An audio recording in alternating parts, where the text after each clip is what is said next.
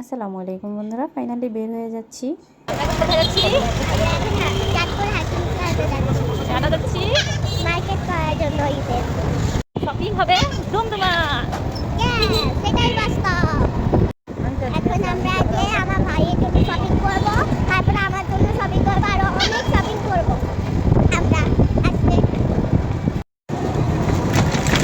চলে আসলাম শপিংয়ে, তারপর ধুমধুম চলে যাচ্ছি আমরা মা মেয়ে শপিংয়ের উদ্দেশ্যে।